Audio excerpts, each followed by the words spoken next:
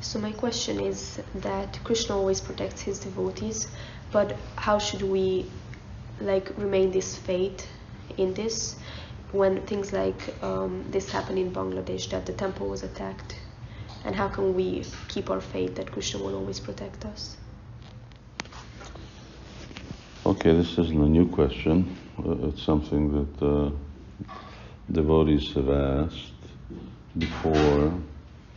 But the overall picture is that whatever happens, we have faith that that is Krishna's protection. Whether you die like that, in what appears to be very unfavorable circumstances, whether you die in the middle of Sankirtan, when you're 80 years old, devotees chanting Hare Krishna, it's all good. Because for a devotee, it's all good. Why? Because Konteya Pratijanihi Nami Bhakta Pranashati. Krishna is giving that protection. How he's giving protection, that we don't see. And we don't see circumstances preceding, we don't see circumstances following. What are the things that are bringing this about? Why is it that a devotee is a relatively young devotee? Why is it that he's being beaten to death? It's a painful thing, but what should happen? We wait until someone's 80 years old and they're being beaten to death from inside by cancer, and then we think that's natural, or some other thing. So whether you die at 25 or you die at 80, you die. You have to give up the body. So what's the difference? Giving up because you give up your body in this way, it doesn't mean that here Krishna's protected you, and because you give up your body this way, here at 25, Krishna's no longer protecting you. Krishna's protecting us all the time. Now, it's just a question of, do we really understand how that protection goes on?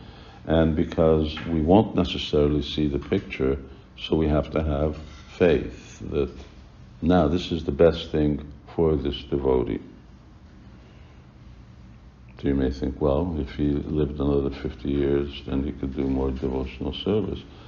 But maybe Krishna's taking him to a place where he can do devotional service and advance a lot faster. Maybe he's going off to the heavenly planets, and just at that time, Narada Muni's there and holding a special session for souls who need a quick trip to Vaikuntha. We don't know.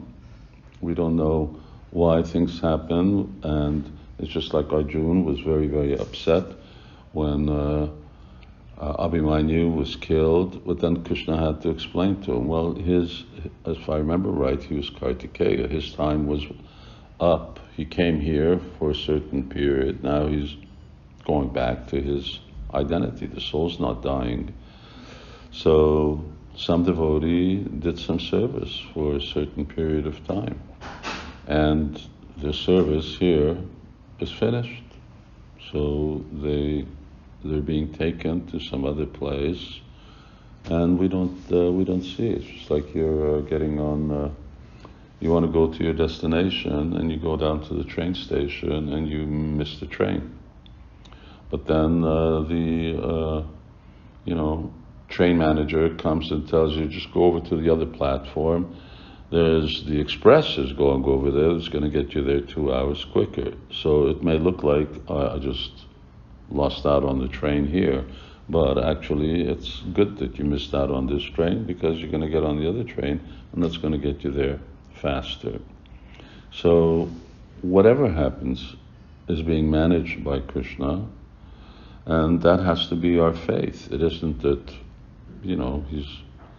Krishna's not going to allow us to die in what seems to be some kind of violent or unfavorable circumstance, or what is it? We're not supposed to get sick, or where do you draw the line? I cut my finger. Why didn't Krishna protect me? And of course, Prabhupada gives that other good example when the king raises this question to his minister. His son,